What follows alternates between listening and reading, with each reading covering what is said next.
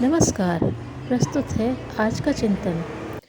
इच्छाओं आकांक्षाओं की भांति बना संस्थान से पैदा होने वाली तीसरी विशेषता है कल्पनाओं का आविर्भाव। विचारणा और तर्क की तरह यह एक मन शक्ति धारा है जिसके सही दिशा में नियोजन और सदुपयोग द्वारा महत्वपूर्ण सफलताएं अर्जित की जा सकती हैं। अन्य शारीरिक, मानसिक, बौद्धिक और आत्मिक विशेषताओं की तरह यह क्षमता मनुष्य को प्राप्त है, पर कोई कोई ही कल्पना शक्ति का महत्व समझते और उससे लाभ उठा पाते हैं। अन्यथा अधिकांश व्यक्तियों की कल्पनाएं अस्त व्यस्त बनी रहती हैं और कोई विशेष प्रयोजन नहीं पूरा कर पाती। संसार भर में अब तक जितने भी आविष्कार अनुसंधान हुए हैं वे सर्वप्रथम कल्पना क्षेत्र में ही अवतरित हुए। विचारों के रूप में अंकुरित, पल्लवित, पोषित होकर क्रिया का संबल पाकर उपलब्धियों के रूप में फलित होते चले गए। माली को उद्यान में उगाए झाड़ झंखाड़ की काट छांट करनी और उपयोगी पौधों में पानी, खाद देने, निराई गुड़ाई आदि की प्रक्रिया अपनानी होती है। वह यह क्रम न अपनाए तो बीजांकुरित पौधों को बढ़ने, फूलने और फलने का अवसर न मिल सकेगा। मना क्षेत्र में भी कितनी ही प्रकार की उपयोगी अनुपयोगी कल्पना घूमती रहती हैं। यह चुनाव मनुष्य को स्वयं ठीक कृषक और माली की भांति करना होता है कि कल्पनाओं में से कौन सी व्यावहारिक और कौन सी अव्यावहारिक, किसको पोषण देना चाहिए और कौन निरस्त करने योग्य है। उपयोगी का चुनाव और परिपोषण ही चमत्कारी परिणाम प्रस्तुत करता है। इस कला के अभाव में अधिकांश व्यक्ति कल्पना शक्ति का लाभ नहीं उठा पाते और महत्वपूर्ण उपलब्धियों से वंचित रह जाते हैं। सजीव कल्पना का अर्थ है मन में चलने वाली अनेकानेक कल्पनाओं में से उनका ही चयन किया जाना जो अपनी परिस्थितियों से तालमेल खाती हों। हवाई कल्पना करने से कोई बात नहीं बनती, उल्टे अपनी क्षमता नष्ट होती अव्यावहारिक होने और साकार न हो सकने के कारण निराशा और खीज उत्पन्न करती है। वस्तुतः कौन सी कल्पना साकार करने योग्य है, इसके लिए अपनी क्षमता और स्थिति पर भी विचार करना आवश्यक है। अशिक्षित व्यक्ति डॉक्टर बने, इंजीनियर का पद संभाले अथवा सरकारी क्षेत्र में महत्वपूर्ण पद हासिल करने की हवाई कल्पना करता रहे तो उपहास का ही पात्र बनेगा। शरीर निर्माण की निर्धारित आयु बीत जाने के बाद कोई बलिष्ठता में विश्व चैंपियन बनने का ख्वाब देखता रहे तो कभी यह कल्पना साकार नहीं हो पाती। अतएव कल्पना के चयन के साथ साथ यह विचार करना भी जरूरी है कि उसे व्यावहारिकता के धरातल पर उतार सकना संभव है अथवा नहीं।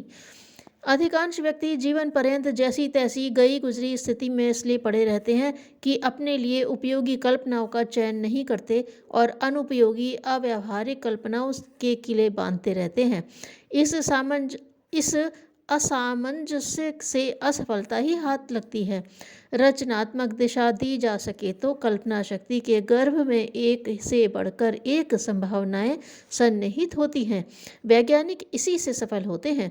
न्यूटन का गुरुत्वाकर्षण, डार्विन का विकासवाद, आइंस्टीन का सापेक्षवाद जैसे अनेक आविष्कार कल्पना की ही उपज हैं। साहित्य, कविता, कला, संगीत आदि क्षेत्रों में तो कल्पना के बिना एक कदम भी आगे बढ़ पाना संभव नहीं है। इन विषयों के मर्मज्ञ विशेषज्ञ कल्पनाओं के पुंज होते हैं और इसी के बलबूते गंभीर से गंभीर विचारों और मर्म स्थल को छूने वाले भावों को अभिव्यक्त कर पाने में समर्थ होते हैं। कल्पना शक्ति न रही होती तो न ज्ञान का विकास संभव था और न विज्ञान का आविष्कार, न संगीत की झंकार सुनाई पड़ती और न कला सजीव हो पाती, न साहित्य का सृजन हो पाता और न कविता की उत्पत्ति।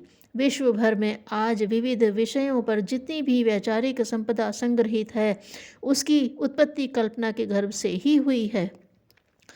साम्यवाद की एक धुंधली कल्पना ने एक सामान्य से व्यक्ति कार्ल मार्क्स को अमर बना दिया। ऐसे ही एक कल्पना रूसों के मन में उपजी। वैचारिक क्षमता का संबल पाकर वह कल्पना रूपी बीज प्रजातंत्र के रूप में विस्फुटित हुआ।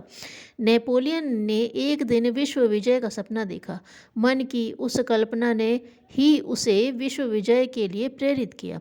हिटलर को तानाशाह और विश्व विख्यात बनाने में उसकी कल्पनाओं का बहुत बड़ा योगदान था। मन की कल्पना को साकार रूप देने के लिए वह सदा ताना बोना बुनता तथा शरीर, मन और मस्तिष्क को उसी में नियोजित रखता था। विश्व के मूर्धन्य मनोवैज्ञानिक भी अब इस निष्कर्ष पर पहुँचे हैं कि मनुष्य को बनाने, बिगाड़ने, उत्कर्ष अपकर्ष में सार्थक निरर्थक कल्पनाओं की महती भूमिका होती है।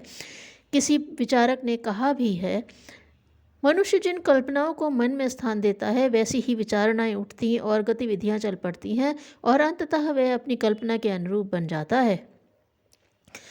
कम ही व्यक्ति ऐसे हैं जो इस तथ्य को समझते और लाभ उठा पाते हैं।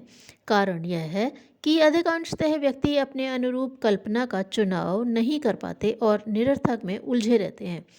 सफलता की दिशा में अग्रसर होने के लिए सर्वप्रथम आवश्यक है सही, सार्थक और सृजनात्मक कल्पनाओं को ही मन में स्थान देने और निरर्थक को बाहर निकाल कर देने की। इस दिशा में एक महत्वपूर्ण बात और याद रखने के योग्य है कि कल्पना करने और उपयोगी का चुनाव करते समय अपनी सामर्थ्य, परिस्थिति एवं साधनों का निरीक्षण परीक्षण भी कर लिया जाए। तदनुरूप लक्ष्य निर्धारित किया जाए, उसे साकार करने के लिए व्यवस्थित कार्यक्रम बनाए जाए। मनोवैज्ञानिकों का मत है कि सहज अभिरुचि का किसी लक्ष्य विशेष की ओर होना इस बात का परिचायक है कि अभिरुचि की दिशा में प्रवृत्त होकर विशेष सफलता संपादित की जा सकती है। पश्चिमी देशों में बच्चों की शिक्षण पद्धति में इस मनोवैज्ञानिक तथ्य का भली भांति ध्यान रखा जाता है। उनका रुझान और मनोयोग की दिशा धारा किन विषयों की ओर है उसी के अनुरूप उनकी शिक्षण व्यवस्था बनाई जाती है। विकलांगता से ग्रस्त कोई व्यक्ति गामा पहलवान बनने की कल्पना करे तथा कोई पूंजी न होते हुए भी बड़ा उद्योग करने और लाभ कमाने की कल्पना करे तो असफलता ही हाथ लगेगी। चांद और सितारों पर सैर करने की कल्पना लुभावनी और मनोरंजक हो सकती है, पर उसके लिए साधन और अभीष्ट योग्यता न हो तो वह कभी पूरी नहीं हो सकती। अस्तु सृजनात्मक कल्पनाओं का चुनाव करते समय अपनी आज की स्थिति, सामर्थ्य और साधनों पर विचार करना आवश्यक है।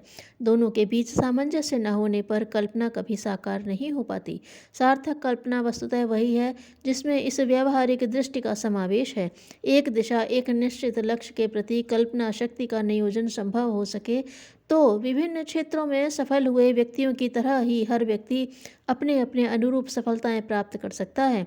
आवश्यकता इतनी भर है कि कल्पना शक्ति की उपादेयता को भली भांति समझा जाए और उसका सही उपयोग किया जाए। सुधारक का कर्तव्य सन्मार्ग की प्रेरणा देना है, सफलता का मूल्यांकन करना नहीं। चरित्र ही जीवन की आधारशिला है। भौतिक एवं आध्यात्मिक सफलताओं का मूल भी यही है। विश्वास भी लोग उन्हीं का करते हैं जिनके पास चरित्र रूपी संपदा है। चरित्रवान साधक की ही साधनाएं सफल होती हैं।